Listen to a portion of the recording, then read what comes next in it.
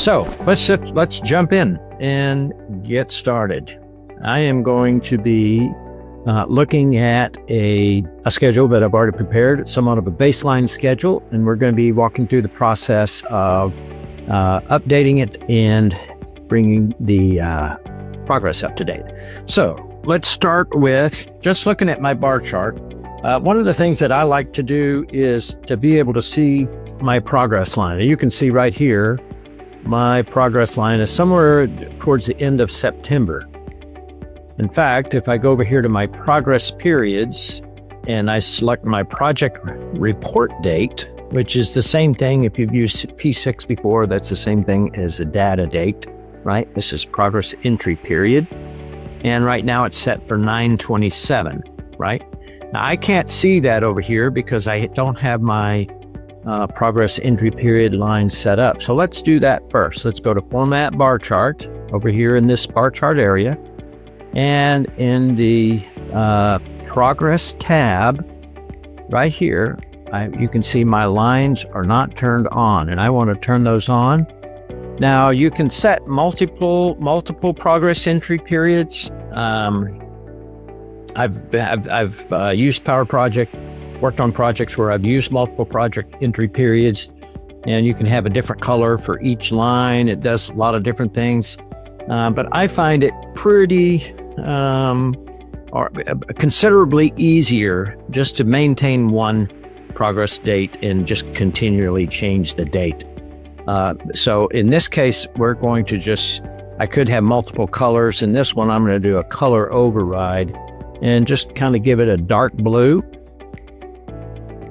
And this is going to be my progress entry date line, also progress entry line. So now I have this nice big date line right there where I can see everything to the left of this is actuals and everything to the right is projected or as planned. Now, if you use Microsoft Project, right? A lot of people use Microsoft Project and they kind of skip this process of changing that progress entry period. But in our updating today with Powerproject, one of the things I like about it, it has some very somewhat strict rules, which keeps actually in the long run helps keep your schedule cleaner. So let's get started. I want to get ready to update. So let's say we're going to update this up through the week of October 11.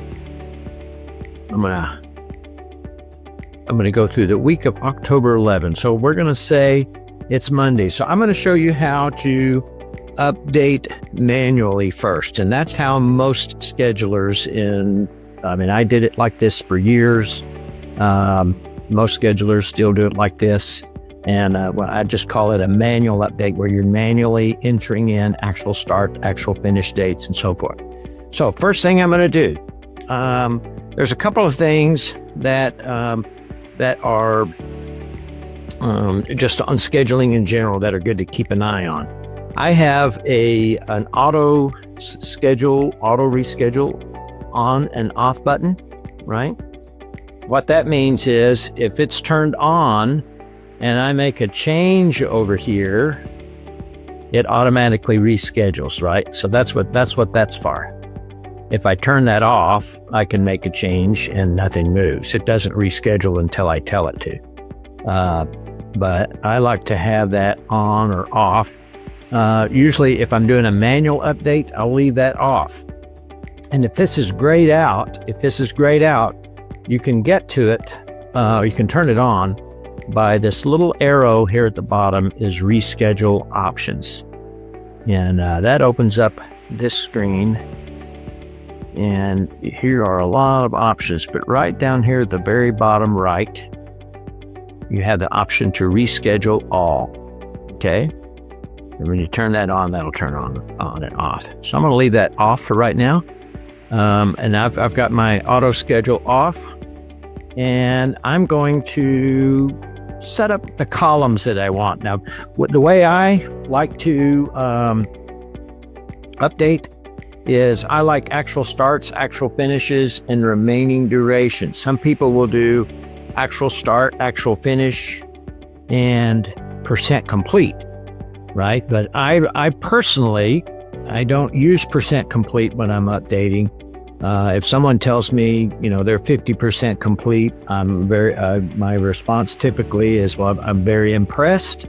But what I really want to know is, when are you going to be 100% complete? When is that going to be? So, like I said, so I'll update using how many days before you finish. What's your duration remaining instead of doing that? So I'm going to remove this predecessor column. I'm going to add 2 columns or 3 columns. I'm going to add date. I'm going to add an actual start. And that pulls up, when I added that, it pulls up my table definition with my properties here for my table, right? So here you can see, here's the list of columns that I have. Here they are here. And if I hit add here, since I just did actual start, it will automatically assume that I'm going to do actual finish. So it does that. Just hit add and it put that in there. I'm going to add one more, and this one I'm going to put duration remaining. That is in the progress tab, in the progress section of those columns. So right here in progress, I selected duration remaining. And I'm going to put my days in there, make that a day, override that time limit to the date. I'm going to close that. And now I've got the information I need to get my update done, right? So now when I'm updating manually, the first thing I want to do is set my new date that I'm going to, my new progress entry period. Powerproject doesn't like it when I try to put actual dates into the future, right? So in the schedule, in Powerproject world, right now, it's still September 27, and I want to tell it, no, it is October 7. So I'm going to go over here to my progress periods. I'm going to hit properties. I'm going to change this date to October, did I say 7? Let's say, no, 11, October 11 on a Monday.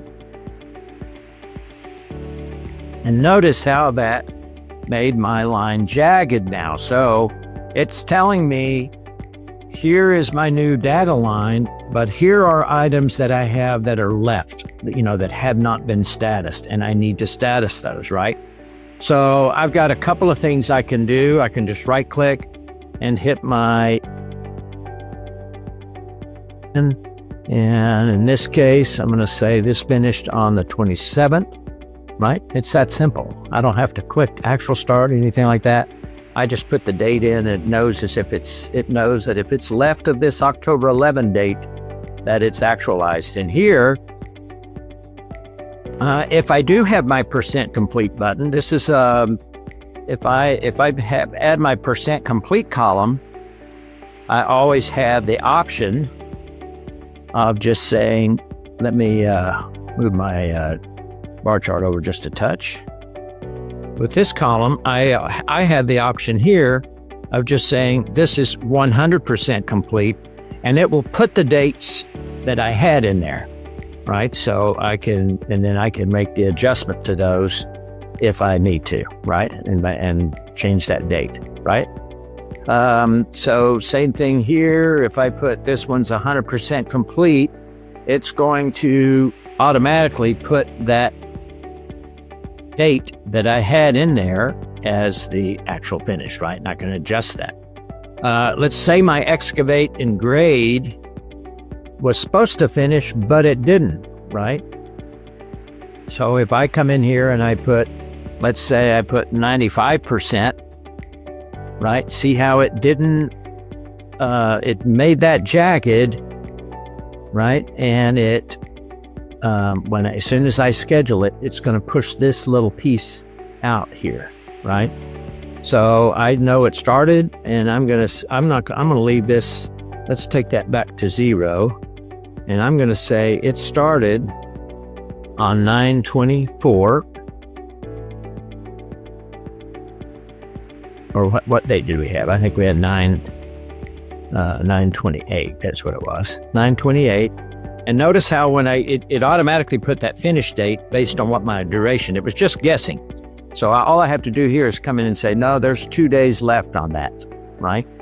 And so what's going to happen now, it's going to shove this little piece out later, right? Because it's still using this 7-day duration. It doesn't know that, it just took me longer, right? So let's say I did that and plug that in. I've got all of my activities in there. And when I hit, I'm going to hit F9, I'm going to say that my excavate and grade is holding up my layout and grade pad. So I'm going to hit, I can go up here and hit reschedule all. I can do it this way, or notice it's got the F9 there as a function key that you can do. So it's asking me, do you want to straighten the progress period? Yes, I do. Use the progress entry period, and I'm going to use the progress report date. I click yes, and it shoves this out, right? Now, what I can do, if I don't want to see that gap, the way this looks, it said, hey, you had a 7-day duration. You said you're 95% done. Well, it just assumed that 6 of those days, based on that 95%, is your actual duration.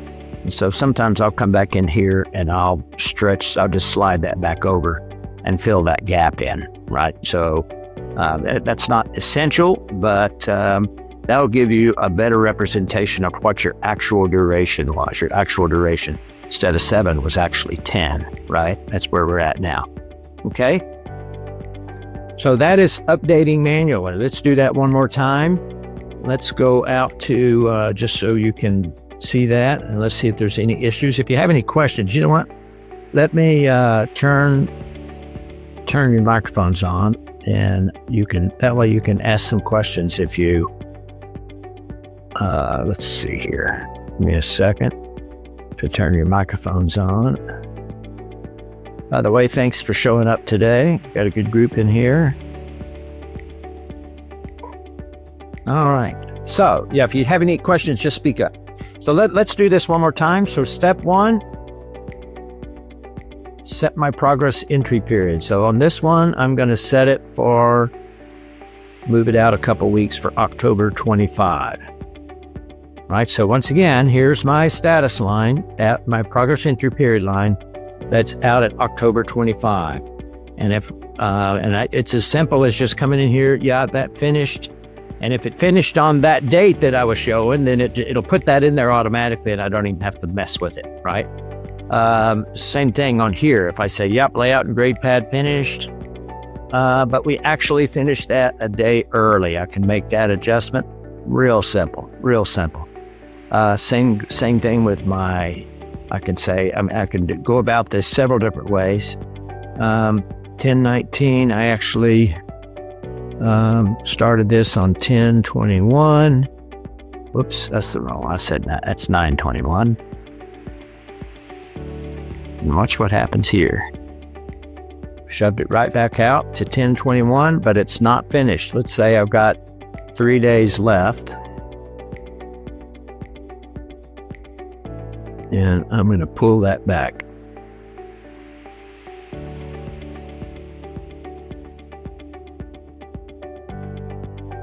There we go. And change that to 1021. There we go. So these you can move around and just using your percent complete, remaining duration, and these are easy to edit, and it brings it on. And I've got that going now. So that is what I call manually update. I said that's probably how most of you update.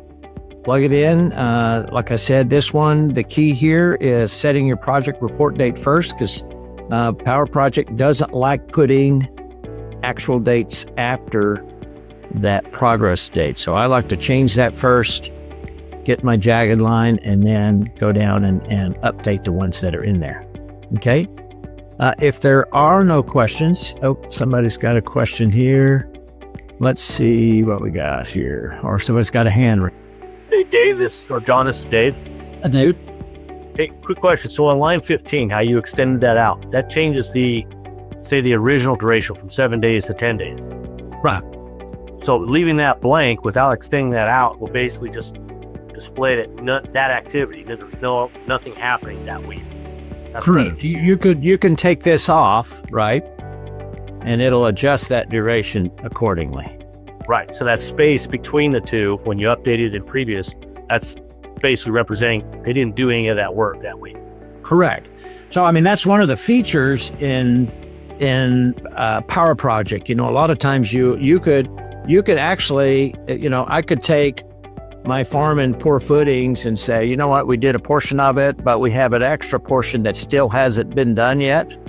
We're going to put, you know, we did our farming and everything for a few days here, but we didn't pour. So I'm going to set a separate one up because we're waiting on an RFI, for example. I can put an RFI activity in here.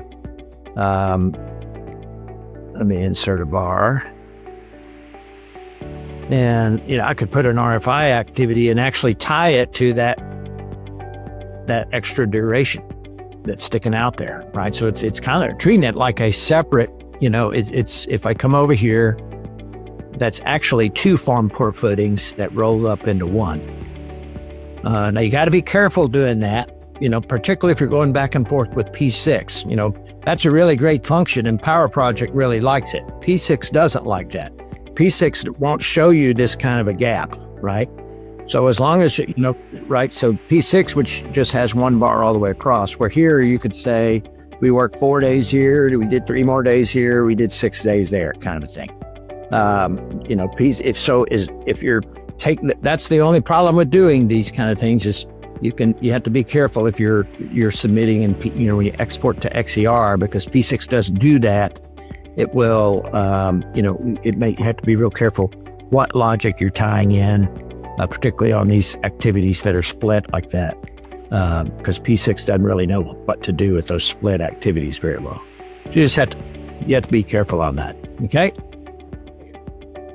Okay, I'm going to show you how I update, and this is how we train all of our schedulers to update. And we call this the update progress method. So if I were, let me get rid of some of these things here that I have put in there. Let me clean this up. I would come in and say, if I was updating, I would say, you know, if today's let's say it's the 8th of November now. Okay, so now we're on 8th November. Now the way I'm doing it in here, before when you're doing the manual update, you want to change that progress report date first, right? So you have that jagged line. Doing it the way I'm showing you, we're not going to change that until after, right? So here's what I'm going to do. I'm going to say, hey, we're up. We were installing underground utilities, David, and we were supposed to finish on. Did you finish on the 25th? And you tell me, no, we didn't finish on the 25th because we encountered a water line that we're going to have to relocate, right? So what I would do in that case, I would say, insert a bar, and I would say utility.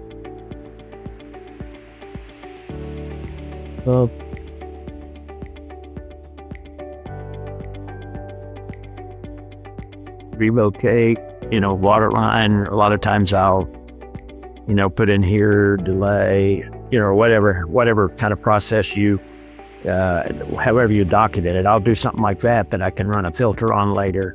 But I'll put it in right here that I had a delay. That's going to take me 5 days to get that in. And let me turn my auto schedule on. I'm going to say we're going to have to do that, and I'm going to have to get the utility conflict done before I do my farm and poor footings, right?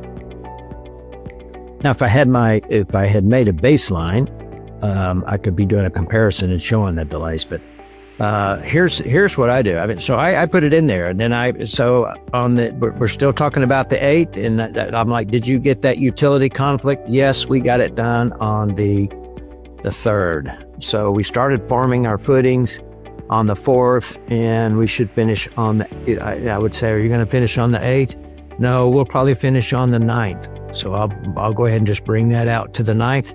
So now everything in here in my imaginary line of November 8, all of these dates are correct, right? Even this planned finish date for my footings is going to finish on the 9th, which is one day after.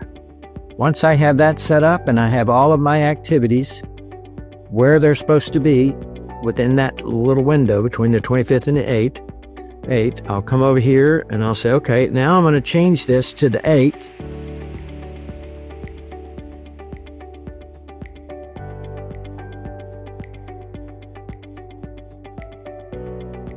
Right, and when I go in there now, here you can see, here's the jagged thing that you were seeing before, and I'm going to update this progress, and it's going to actually put the actual dates and remaining duration and everything in there for me, right?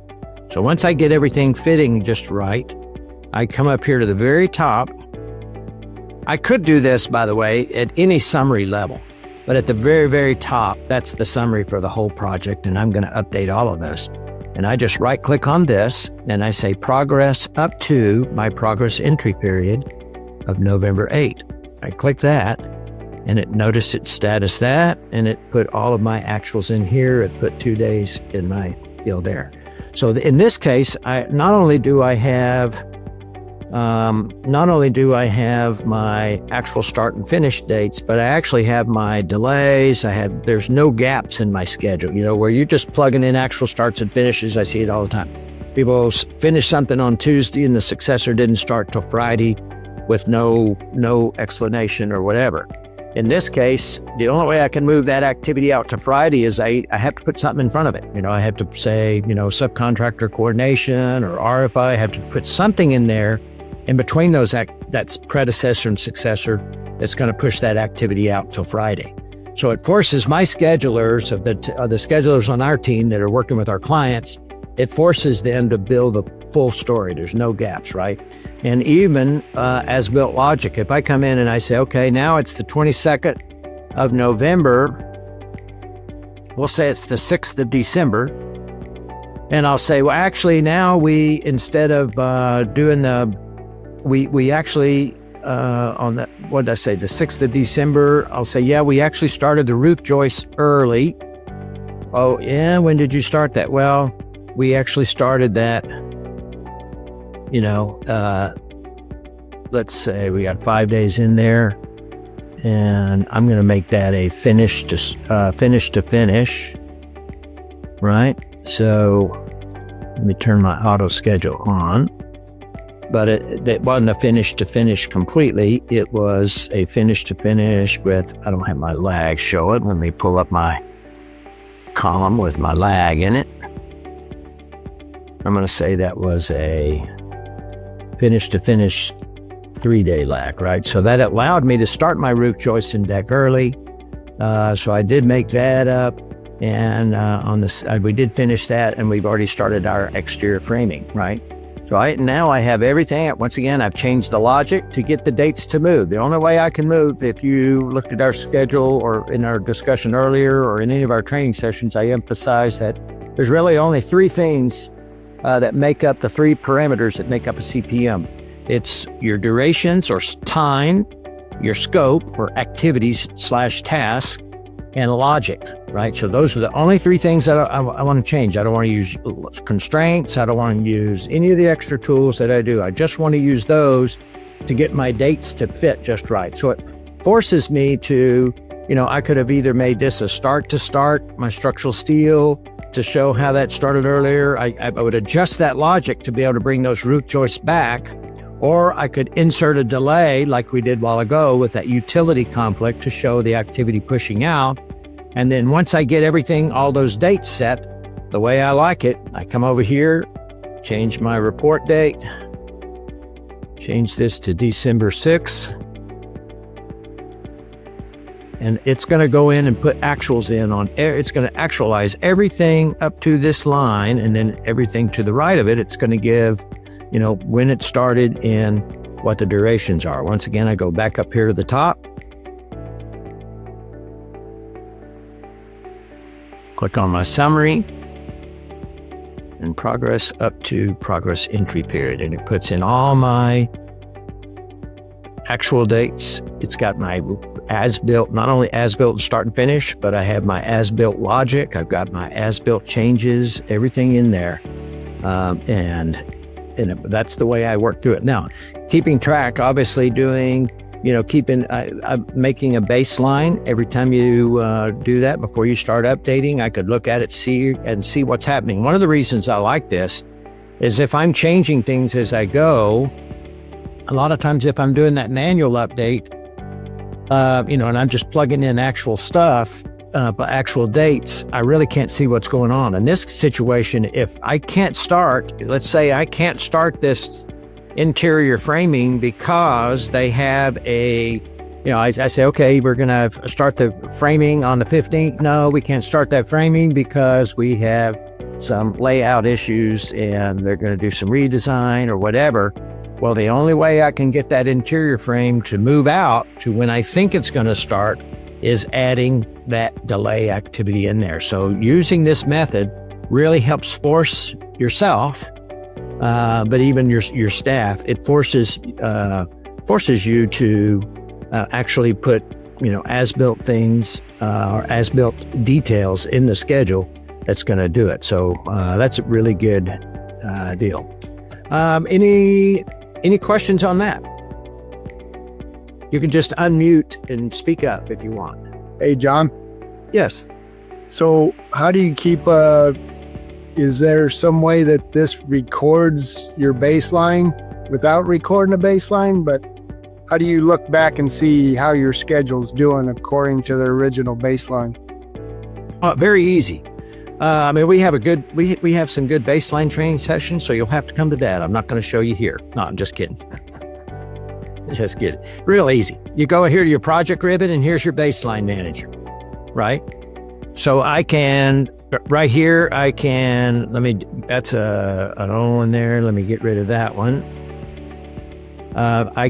When I go to create, I can do two ways of creating a baseline.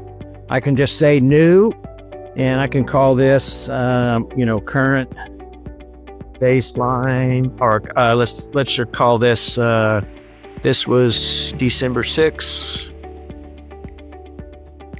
right? I could just name it that, or updated schedule, December 6th, whatever I want to call it, and just hit finish. And that's basically making a copy of this schedule as my baseline, right?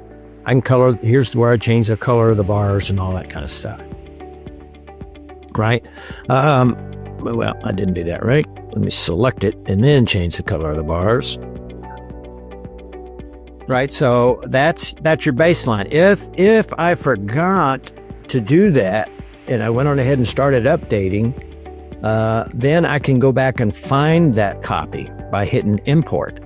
And it'll pull up my browser and I can just go in and find an old schedule, my baseline schedule, and bring it in and do the same thing. So this gives you, it's very similar, if you ever did that in P6, it's very similar to P6. In P6, you can create a copy of your current schedule, or you can go find another one, right? This same thing. And then you just turn your bars on and off. Right here is on your format ribbon. You can turn your bars on and off here. You can select which baseline you want to do here. Very, very, very simple. We do have some, I'm not sure, I know we have some videos on that, but we have a baselines training coming up that goes into a little more depth on that. Okay?